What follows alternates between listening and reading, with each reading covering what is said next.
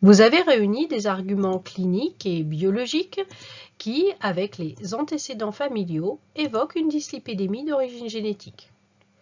C'est-à-dire que votre patient porte dans son ADN, son génome, une variation dans un gène qui est transcrit en un ARN anormal conduisant à une protéine absente, tronquée ou dysfonctionnelle, ou en un ARN normal mais en quantité réduite responsable de la pathologie. Vous lui avez donc prescrit un test génétique.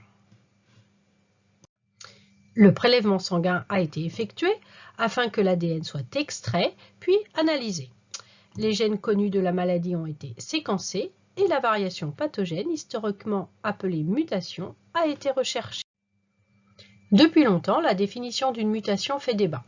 Pour le médecin, une mutation est une variation de l'ADN qui conduit à une maladie, alors qu'un polymorphisme n'est pas pathogène. Pour le généticien, une mutation est rare, contrairement au polymorphisme qui est fréquent. Ces deux définitions donnent lieu à des incohérences. Par exemple, la variation E2 du gène ApoE est une mutation pour le médecin car associée à la 10-bêta-lipoprotéinémie et c'est un polymorphisme pour le généticien car sa fréquence est de 8%. C'est pourquoi, depuis quelques années, les termes mutation et polymorphisme sont remplacés par variation ou variant qui sera qualifié de pathogène ou bénin en fonction de divers critères. Les critères forts sont un test fonctionnel validé et une coségrégation significative, mais ils ne sont malheureusement que très rarement rapportés.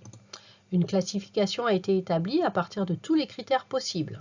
La fréquence du variant dans la population générale, la modification de la structure protéique induite par le variant, la récurrence du variant chez des patients avec la même pathologie, la coségrégation et les données fonctionnelles in vitro, vivo ou silico. 5 classes ont été définies.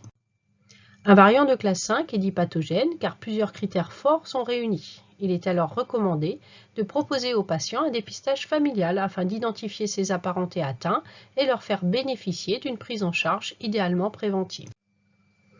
Un variant de classe 4 est dit probablement pathogène car plusieurs critères concordants sont réunis.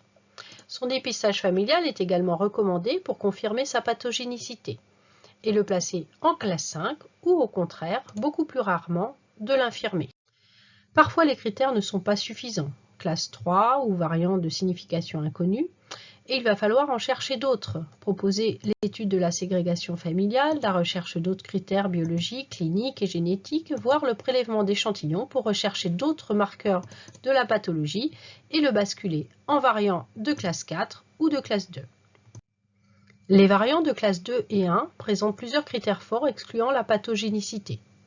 Ils excluent le caractère monogénique de la dyslipidémie ou laissent envisager l'implication d'un gène absent du panel étudié.